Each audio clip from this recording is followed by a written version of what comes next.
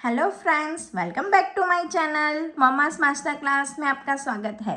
आज આપણે શીખીશું મધુકુંજ ગુજરાતી પાઠશાળામાંથી પાઠ નંબર 14 જેવા સાથે તેવા। પહેલા આપણે ચર્ચાનો મુદ્દો જોઈશું। ચર્ચાના મુદ્દામાં છે મિત્રતા એટલે શું।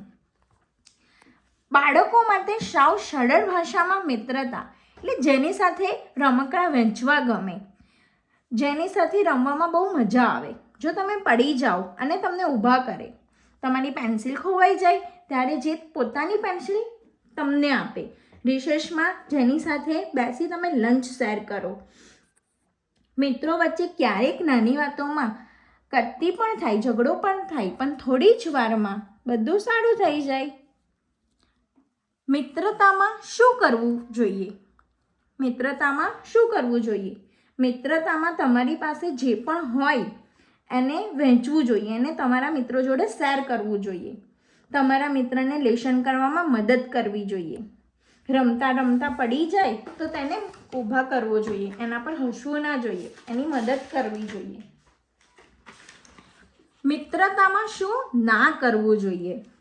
નાની નાની વાતોમાં ગુસ્સે થઈ ન જવું જોઈએ, મિત્ર સાથે લડવું જોઈએ નહીં, પોતાના મિત્રને ખોટું જૂઠું ન બોલવું જોઈએ। કોઈ મિત્રને કંઈક ન આવડે તો આપણે તેને શીખવવું જોઈએ, ના કે તેનો મજાક ઉડાવવો જોઈએ। તમારો મિત્ર તમને તેનું રમકડું કે પુસ્તક આપે તો તેને તોડવું કે બગાડવું જોઈએ નહીં, તેની વસ્તુને સાચવીને તેને પાછું આપવું જોઈએ। સાચો મિત્ર હંમેશા પોતાના મિત્રને મુશ્કેલ સમયમાં સાથ આપે છે। ચાલો આપણે પાઠની શરૂઆત કરીશું। જેવા સાથે તેવા એક ગુજરાતી કહેવત છે। નંદનવન નામનું એક જંગલ હતું, જંગલનું નામ નંદનવન હતું। નંદનવન નામનું એક જંગલ હતું, જંગલનું નામ નંદનવન હતું। જંગલમાં અનેક પક્ષીઓ અને પ્રાણીઓ રહેતા હતા। અનેક પક્ષીઓ, ચકલી, પોપટ, બગલા અને પ્રાણીઓ જેવા કે વાઘ, શિયાળ, સસલું, હરણ વગેરે પ્રાણીઓ પણ રહેતા હતા। જંગલમાં એક મોટું તળાવ હતું। સવારે અને સાંજે અલગ અલગ પ્રાણીઓના ઝુંડ એટલે કે પ્રાણીઓ ભેગા મળીને, પ્રાણીઓનું ટોળું, એક કરતાં વધારે પ્રાણીઓ તળાવમાં પાણી પીવા આવતા હતા। તળાવમાં અનેક માછલીઓ, કાચબા, બટકો અને બગલા રહેતા હતા, જેમાં ભોલું બગલાનું નામ હતું ભોલું, થોડો બોલકો હતો અને માયાળુ હતો, દરેકની મદદ કરવાવાળો। જે પ્રાણી પાણી પીવા આવે તેની સાથે તે હરીમરી જતો અને વાતો કરતો। એક વખત કાળું શિયાળનું નામ હતું કાળું, પાણી પીવા આવ્યું। ભોલું અને કાળું બંને વચ્ચે ઓળખાણ થઈ, એકબીજાને ઓળખતા થયા અને વાતો કરતાં કરતાં બંને પાક્કા ભાઈબંધ બની ગયા, મિત્ર બની ગયા। ભાઈબંધ એટલે મિત્ર। કાળું ભોલું સાથે મીઠી મીઠી વાતો કરતો, પરંતુ મનમાં તે કપટ રાખતો હતો, એટલે મનથી મિત્રતા નહોતો રાખતો।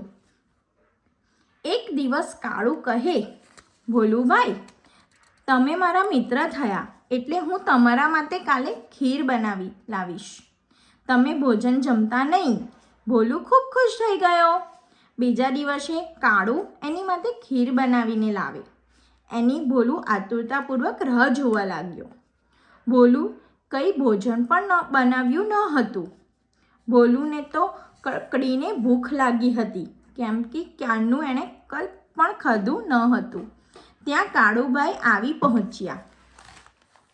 કાળું એક થાળીમાં ખીર લઈને આવ્યો હતો। કાળુએ ભોલુને કહ્યું, તમે નિરાંતે ખીર ખાઓ, હું તમારી સાથે બેઠો છું। કાળું શામાં ખીર લાવ્યો હતો? કાળું થાળીમાં ખીર લાવ્યો હતો। ભોલુની ચાંચ લાંબી અને અણીદાર હતી। ખીર મોટી થાળીમાં હતી એટલે ખીર ખાવા જાય પણ એમની ચાંચમાં આવતા પહેલાં ધોરાઈ જતું હતું। ભોલુએ અનેક પ્રયત્નો કર્યા પણ ખીર ખાવામાં સફળતા મળી નહીં। આ જોઈ કાળું શિયાળ મનમાં ને મનમાં ખુશ થતું હતું, કારણ કે એ તો ઈચ્છતું જ ન હતું કે ભોલું ખીર ખાય નહીં અને એના ભાગની ખીર પોતે ખાઈ જાય. છેવટે ભોલુએ કહ્યું, કાળુભાઈ, તમે સરસ ખીર બનાવી છે. એની સુગંધથી જ મારું પેટ ભરાઈ ગયું છે. કાળુએ ભોળુના ભાગની ખીર પણ સાફ કરી દીધી. ભોલું બગલો કાળુની ચાલાકી સમજી ગયો હતો, એટલે એણે કહ્યું, હું તમારી ભાવતી બાસુંદી બનાવીને તૈયાર રાખીશ. તમે મારા ઘરે કાલે જમવા આવજો. શિયાળ તો ખુશ થઈ ગયું. ભોળુએ કાળુને પાથ બનાવવા સાંકડા મોઢાવાળા 2 કુંજામાં બાસુંદી ભરી તૈયાર રાખી. કાળુભાઈ તો જીભ લપલપ કરતા આવ્યા ત્યારે ભોલુએ બાસુંદીનો એક કુંજો કાળુ પાસે મૂકી દીધો. કાળુ બાસુંદી ખાવા ગયું, પરંતુ તે ખાઈ ન શક્યું. જ્યારે ભોલું તો કુંજામાંથી આરામથી બાસુંદી ખાવા લાગ્યા. કાળુભાઈ ભોલુને ખાતા જોઈએ જ રહ્યા અને મનોમન પછતાવો કરવા લાગ્યા, કારણ કે કાળુ પણ શું કર્યું હતું, બગલાને થાળીમાં પીરસ્યું હતું, જેથી બગલો ખાઈ ના શકે. કાળુ નરમ અવાજે બોલ્યો, ભોલું, આ બાસુંદીની સુવાસથી જ મારું પેટ ભરાઈ ગયું. મને માફ કરી દેજે મિત્ર. કાળુભાઈએ ભોળુભાઈ પાસે માફી માંગી. આમ કહીને ચૂપચાપ કાળુ ત્યાંથી જવા લાગ્યું. ભોલુએ કાળુને માફ કરી એને મોટા વાટકામાં બાસુંદી આપી. બંને મિત્રોએ આનંદથી સ્વાદિષ્ટ બાસુંદીનો સ્વાદ માણ્યો. સંદર્ભ પંચતંત્ર કથા સાહિત્ય. સંકલન નૈના પરમાર. જેવી રીતે કાળુએ ભોળુ પાસે માફી માંગી, એવી રીતે જ્યારે પણ આપણી ભૂલનો અહેસાસ થાય, આપણને આપણી ભૂલનો અહેસાસ થાય ત્યારે આપણે પણ માફી માંગી લેવી જોઈએ. અભ્યાસ.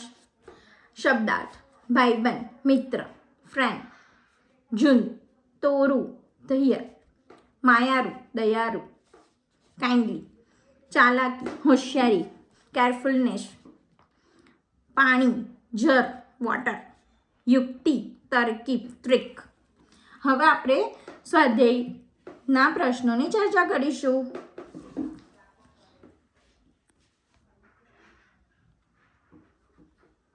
સ્વાધ્યાયના પ્રશ્નોની ચર્ચા કરીશું. જંગલનું નામ શું હતું? જંગલનું નામ નંદનવન હતું. બગલાનો સ્વભાવ કેવો હતો? ભોલું બગલો થોડોક બોલકો અને માયારું હતું. તમે તમારી રીતે જવાબ નંબર 2 પણ લખી શકો છો. બગલાનો સ્વભાવ બોલકો અને માયારું હતો. ત્રીજો પ્રશ્ન. મોં પર મીઠાશ અને મનમાં કપટ એવો કોનો સ્વભાવ હતો? કાળુ શિયાળનો સ્વભાવ હતો.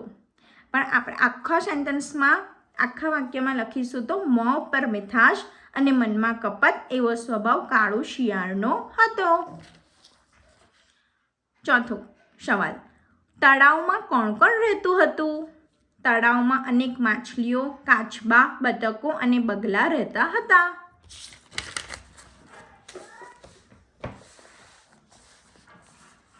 પાંચમો સવાલ. ભોલું અને કાળુની મિત્રતા કેવી રીતે થઈ? ભોલું બગલો જંગલમાં તળાવના પાણીમાં રહેતો હતો. એક વખત શિયાળ એટલે કાળું શિયાળ ત્યાં પાણી પીવા આવ્યું.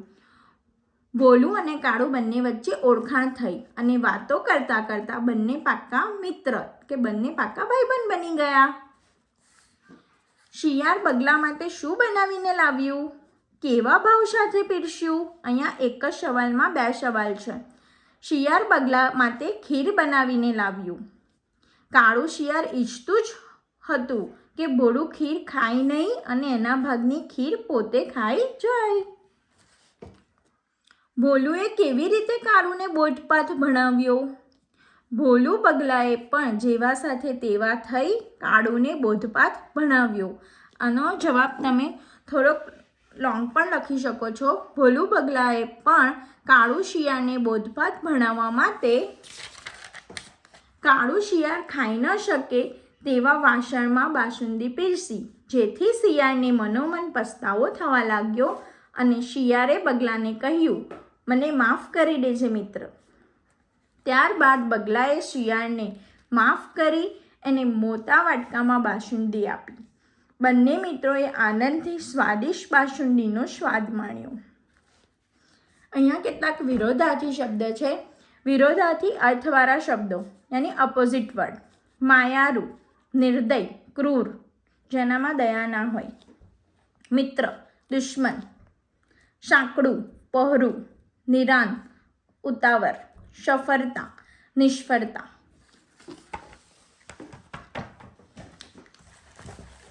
નીચે આપેલા કોષ્ટકમાંથી મીઠાઈઓના નામ ઓળખીને લખો. મીઠાઈના નામ: લાડુ, રસગુલ્લા, બાસુંદી, ગુલાબજાંબુ, શક્કરફેણી, કંસાર, ખીર. કોષ્ટક મુજબ આ રીતે તમે લખી શકો છો.